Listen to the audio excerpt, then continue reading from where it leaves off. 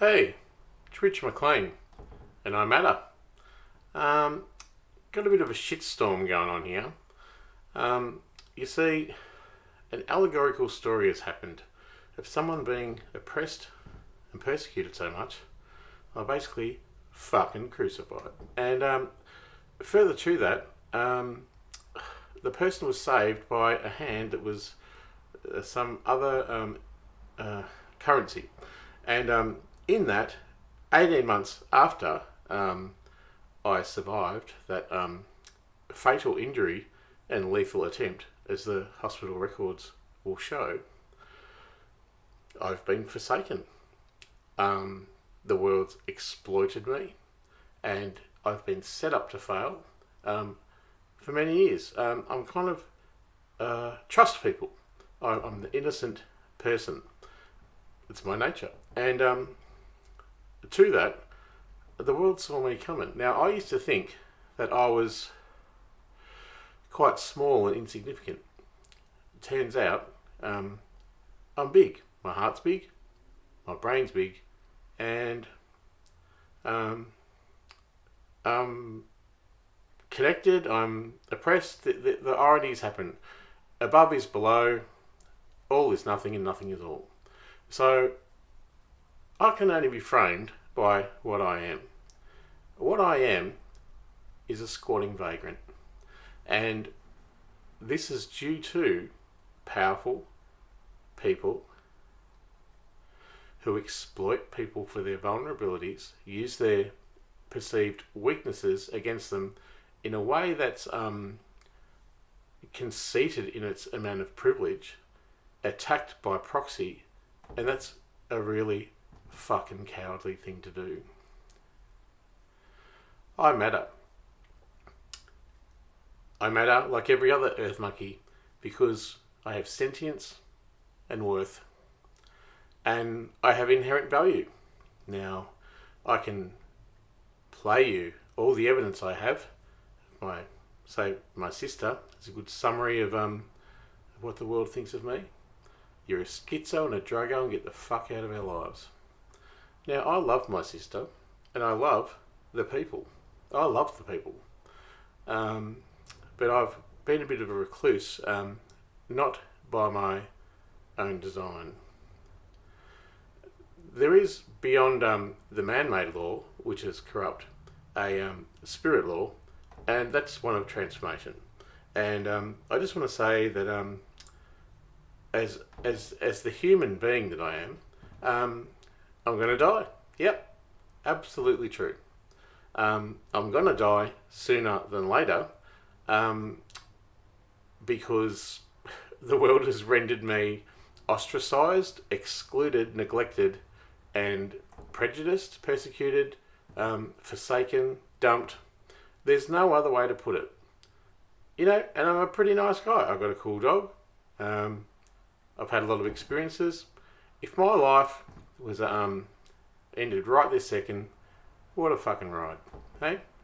And I guess everyone would agree with that. But I just want to say that I am going to die. Just went for a shit before, and I've got a blocked bowel. Now,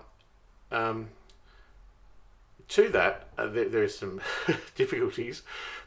I'm not worried about dying. What I'm worried about is that, let's just call it a fake thing, an allegorical story of a light worker. And the people forsaken the light. What happened in that allegorical story, the well-known one? Well, they all fucking burned in hell, didn't they? And you know what? It's exactly going to happen that way. And we're all human earth monkeys, and we're all going to suffer. I've explored and explicated the end of the earth in a PhD and beyond. I'm multidimensional, and I know things that you don't know.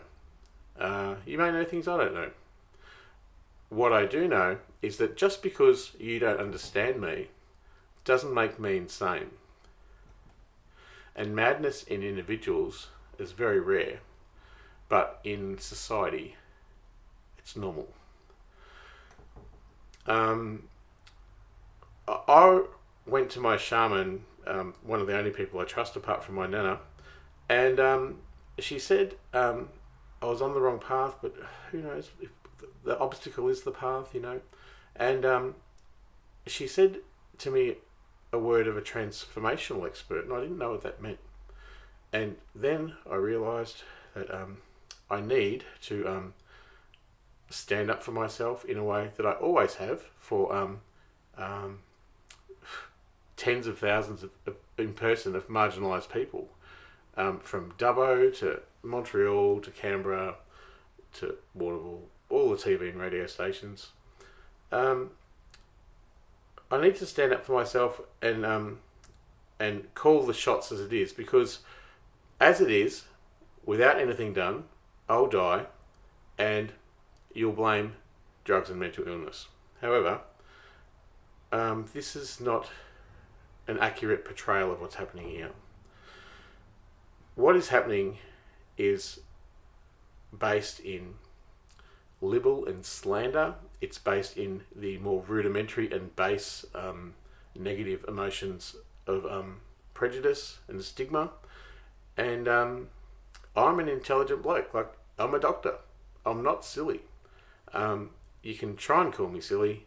And, well, some people say, and the feeling I get from the world is, well, he's either too dumb, we'll just fuck him off, or he's too clever and he thinks he's good, so we'll knock him down, or he's fucking crazy, which just means you're really deficient in what I'm trying to explain, or I'm not crazy enough. Depends on who's got the money. What is clear is that Benny and my healer was kind of correcting the transformational aspect type of things. And what I'm trying to do with this video is to draw attention to the injustices that were and have happened to me, and frame them by the irrational prejudices that hound me, and try and get some acknowledgement of the vast criminology, but also framed by each one. So, for example, and I want to transform this into a currency. Now, I've spent my whole life, money's not been my currency. If I've got enough to exist, that's good for me. But and then I put into creativity, but I haven't got that at the moment. So, and that's been intelligently reducted from me, and that's been an awful thing. Now, I want to make this a statement in which I can transform this detriment before I die, and you know I'm going to, into a currency that is for the marginalised and the oppressed. It's like I've done my whole life. It's a familiar story, even if you're not rich. And yeah, I've just put some images up there. My nana, she'd be happy I'm doing this. There's Mark Latham. He refuses to acknowledge me. There's Bill Shorten. Bill Shorten refuses to. There's Kathy Freeman. You'll hear about the time I did acid with her, if you're hanging to the end. There's Barbara Hocking. There's Steve Isonides, my former ASIO employee partner, who owes me like a legal, just and equitable settlement that the government's covering up for him. And there's a picture of Kathy Freeman and I. There's the apex of this systemic, irrational and ungodly abuse, which is me being violently assaulted in a physical hospital. It goes on. Look, I'm just going to summarise this all up by saying no one's had my back. No one. And for whatever reason, you've all fallen on the wayside of this. And I just got to have my own back now. I'm a sentient being. I have worth. I have value. The world hasn't treated me this way, though, like I've treated the world.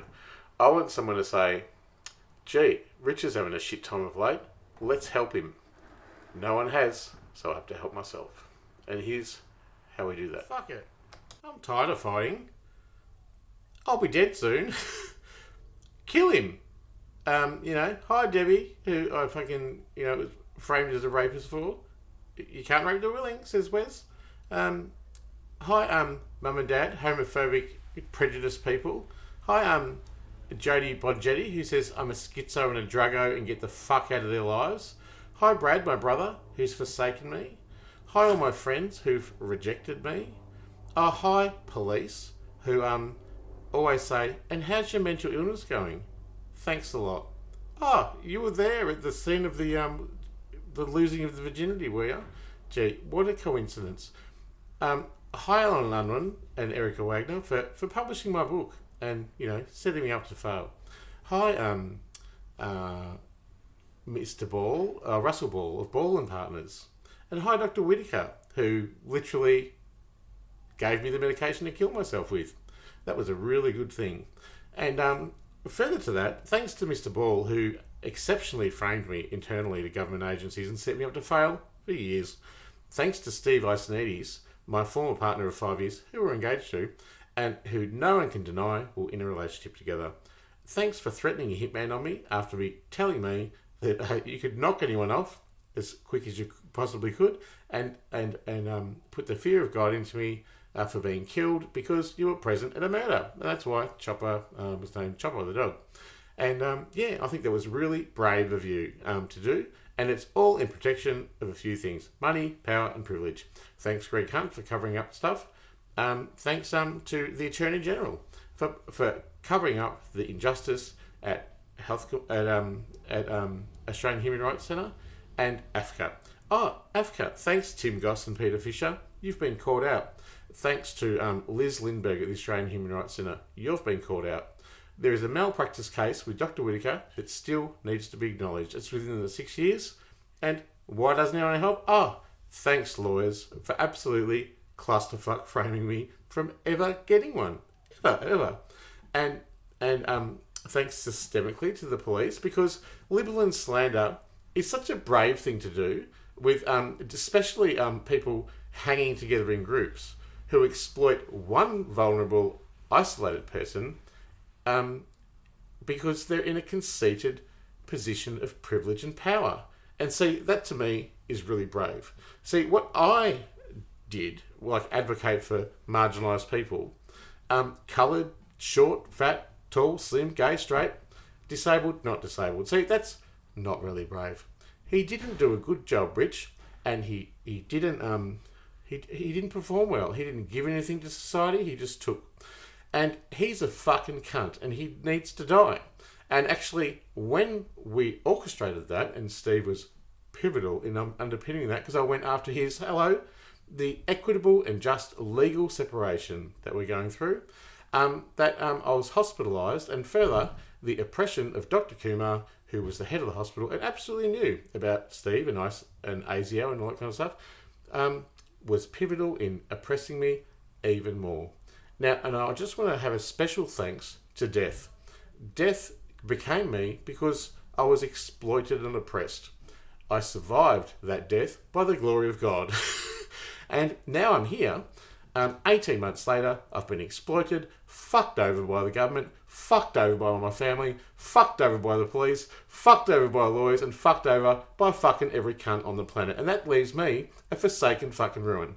What I do have is a dog, and I fucking love her, and I'm going to hang around for that dog, and I'm going to point out in explicit terms the homophobia, the injustice, the prejudice, the slander, the stigma, and the implied guilt that of all these things that I'm supposed to have done.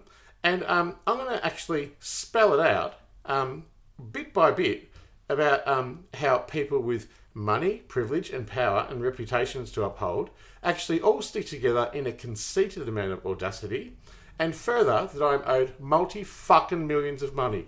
And I'm going to get it. And you know what I'm going to do with it? I don't even want it. I'm going to transform it as a transformational expert. And I'm going to transfer that money, like I always have done in my life, as you will see by my advocacy, that I stick up for marginalised people, of which I am one and have been one, and further victimised for. So I'm going to get all of that fucking money, and I'm going to exchange it for a currency that is going to increase value and meaning for people who are voiceless and marginalised. And that is my fucking plan. And I want you out there to fucking support Rich, Dr. Rich McLean, Dr. Mad, Poof, all the rest of it, Rich McLean, to fucking get the justice. I want you to say, hey, Officer Prime Minister and Cabinet, it's a fucking shit thing you did to Rich about withholding all the information. Hey, police, that's fucking shit that you framed him. Hey, everyone, that's really fucked that you've forsaken that poor bastard, Rich McLean, who really tried his best to improve himself, improve the world, and actually did, and then was damned to hell. He was literally killed, crucified, then resurrected by chance, and then forsaken. So, fuck you, fuck Mum and Dad, fuck you, Jodie, especially, for saying you're a schizo on a drug and get the fuck out of our lives. Fuck you, fuck Brad, fuck my parents, fuck all my friends, and fuck the police, and fuck everything. Just, how about a big fuck you? I think we need some fuck yous. Come on, let's get a fucking round of applause for fucking Rich, who's fucking done it hard, and fucking wants to fucking give the detriment of the fucking slain fucking killing that has happened to fucking charity. Come on, let's give it up for Rich. He's fucking come a long way. You fucking cunts. Top of the chops. The Office of Prime Minister and Cabinet have refused my freedom of information, despite there being thousands of matches. This is unfair. It's not legal. It's inequitable. And it is a process which stops the unveiling of many $1 million of detriment. I request that the following detriment incidences be acknowledged in order that I can A, live, B, it's right and just, and C, I'm going to give it away anyway. I'm owed some work cover. I've worked my whole life. A lot of people say I don't. I do. I've worked on myself. I've worked helping other people. I've worked on my art. I've worked on music. I've worked on many things. I work all the time. And when I do work in a job that's legied by money, which is usually helping other people anyway, and I get unwell at work, I'm a recipient of a legitimate reception of compensation. This has not happened since the 22nd of January in 2021, when I left work because I was framed, and I was additionally affected by a corrupt magistrate who threw out my own child sexual abuse case because it was corrupted from the top. And I realised I was framed, and I was also triggered by my client's VOCAT case that I was doing because of his complex sexual abuse case. Now, it's overdue. I haven't gotten to the need tonight. Where is it? There was also one from 2007 when I did work for Northwest Area Mental Health Service. That's a overdue one as well. That was for a health detriment. And in addition to that, there's so the work cover thing's gone from, it was set up to fail. So it went from WorkSafe in Victoria to which Paul Fowler used to oversee, to Comcare, where it was set up to fail again. And I could tell in the narrative and the communications that it was set up to fail. And I additionally knew that it was going to fail. And Paul Fowler was the guy who kicked the can down the road and finally rejected it on a technicality of something that I wouldn't understand because I'm not a lawyer. I can't get a lawyer. There is inequitable and unequal thing happening here, and a person with a disability, if you believe I've got one, if you do believe I don't care, should, or someone with human rights, should have access to the law. I don't, and that is because I'm clusterfucked framed, and they are just walking all over me. And in addition to that, I pointed out to Michaelia Cash that this injustice was happening because I'd actually been set up to fail, and I lost a detriment of, it was about a couple of $1 million at the Australian Human Rights Commission with Liz Lindbergh, who free-kicked a impartial conciliation to the opposite team. And in addition to that, there was the AFCA, the Australian Financial Complaints Authority, where I could still take a whole lot of things, but is absolutely bloody cooked because Tim Goss and Peter Fisher were directed by the world to oppose and delay, deny, defer my justice, which is out of step with their own policy that the marginalised person must be met within 4 weeks. So that contributed with the HCF insurance, in which Sheena Jack, the CEO, was seen overseeing that fraud and that corruption to disable me. And so that's 75 grand I've lost there. And in addition to that, there's the injustice at AFCA, the injustice at AFCA and the Australian Human Rights Commission, and the injustice at Comcare and the AAT. Makilia Cash covered it up. There are very powerful people at stake, and it's persecuting me. I'm sick of it, and I just want the detriment paid. Like, there's, I'm not in a fantasy zone. Like, I did work. I'm deserving of it.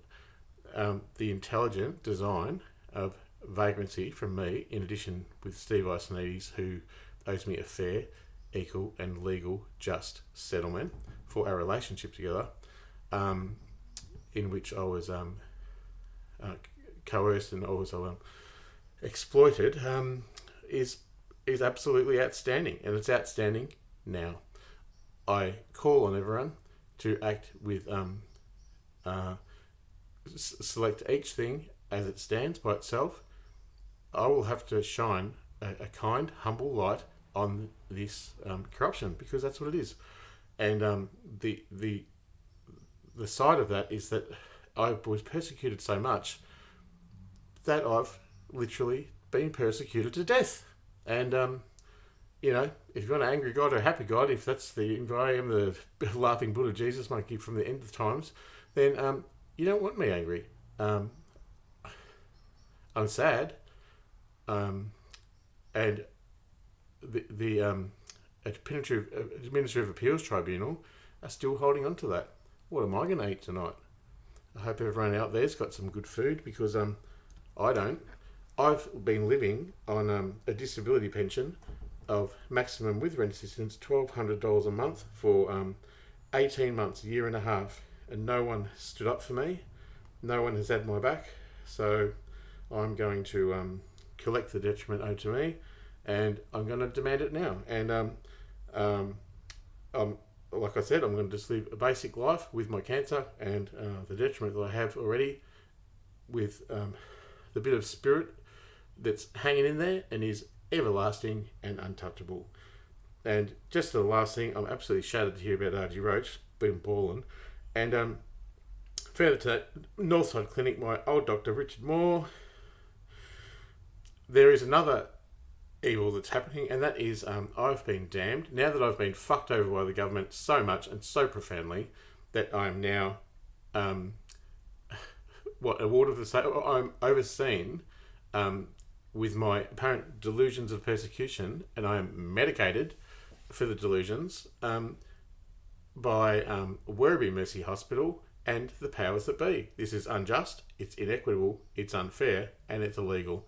It is an abhorrent way to treat someone, and because I can't get any traction ever with anything, it is a level of abuse that's absolutely absurd. I'm surprised I'm actually still alive. Now, it says here with my GP saying, "Hi Richard, you have been booked in for a Monday, 1st of 8th, with Dr. Moore. This is in your last appointment, he gave you your medical records." I said before that, anonymous person, please, just a name. A name will do, and name a time. Thanks. P.S. I wanted my freedom of information.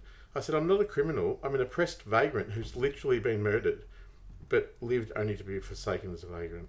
And they're trying to protect him because my Dr. Whittaker case went over up with APRA and all those bastards over there. So it's the same old story. People in positions of privilege and power not wanting to dirty their hands with the dirty business of Rich McLean. But I'm actually a really kind, compassionate and empathic person. There is a systemic abuse. It's a broad victimisation, which is illegal, and an abhorrent way to treat an already marginalised person. I had to beg for an appointment with Dr. Moore, and an anonymous person, which is always the signature when you know you're getting to the top. No one wants to identify themselves. They said, to help you on this occasion, We can help you with an appointment, Dr. Moore. Which would you prefer 2 times?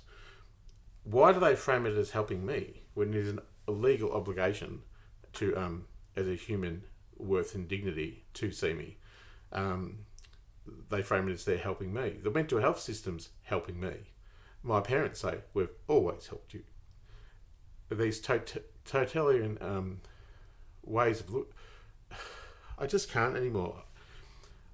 I'm going to say some extra detriments now, which are outstanding and for which I can get no traction or justice.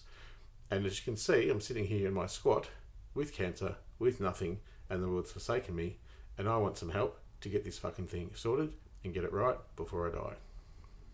It's been so long fighting, and by not accepting the gifts that the world gives me, like the shame and the fear and the accusations that aren't mine to own, and furthermore, that the shame and the prejudice, I don't have it. It is the intention of others to prejudice and shame and default me and dehumanize me, and it is absolutely not my remit to accept that when those things are dealt to me. And further, I'm really tired of fighting, and I've been a long time on a journey of of this unjust thing happening, and I'll be relieved to I am home and I'll go home, but I just want the world to know I'm an earth monkey like you all, you sinners, and I make mistakes. I'm not perfect, but you know what is? It's the sentience and worth and dignity and soul of people, and almost all of us who have inherent sentience and worth. The world has witnessed me struggle, and they've acted as one stick. Their own opinion has acted in one stick of the faggot of oppression that can absolutely destroy a person universally. Now, it comes from a conceited amount of privilege to throw someone off like that when you're just trying in almost universal fashion to fail. It's almost cosmic, I just think that that's really cowardly, to act in a position of privilege and power and not be able to see the other side. Now, I'm aware of course, of the things that are screaming out at the front. If I've done something wrong, come and get me. If it's done something wrong, let's do it in the court. If it's an ethical issue, talk to me about it. Don't scream it at me. If it's if someone has got a problem with me, why don't you say it? If I haven't atoned enough for what I've done wrong in my life, I don't know what else I can do. The situation is that it's come to the end of my life, and I need to be satisfied that when I leave the planet, as having enjoyed the earth as an earth monkey, that I think even without this detriment payment, that it will be enough, and I think everyone is ledgered before they die. But the thing is, I want this to not be wasted, and I want to shed a light on I want to be kind, and I want to use spirit sway as a transformational tool, and I want people to get on board, and I want people to know that the light will always win, even in my death, even if I'm not here. The light will always win. It will always win, because that's why we're here. It's true. We're in a rudimentary dimension of a dense reality, and that we are in the dimension of the light and shadow. However, there's only one way up, and the top is absolutely pure white light, and that's with which I think the contrast of the world acts against me. Maybe I'm not really resonant to even be here. But anyway, look, through signing off, I've thought enough. I just got to put this video out there. Have a look at some of my art, by the way. I don't know. What do you want me to do? What would you do if you were me? Thanks. Hi, Kathy. I hope you can support me in my journey. It was fun that night. We all got baked together. And I just want to say that, you know, people are prejudiced about drug use. Drug use is a particular methodology in order to access the divine. It can assist in a positive way and a negative way. It's not a crime, and it shouldn't be shamed, and it is actually a transformational tool with which people can gain incredible insight about the base nature of being human, and the dimensions past that. So I just want to say that yes, it can be damaging, absolutely, and we should be absolutely educated about it. And in addition to that, the two drugs that are the most damaging is cigarettes and alcohol. Well, both very commonly used, both sold by the government in favour of collecting tax. That's right. There is an underworld, and there is the overworld, and then there is the official underworld and the official underworld. These movements seek to oppress, and as people will know, I'm prejudiced for my apparent drug use, and in addition to that, I'm also supplied it by very shady underworld figures.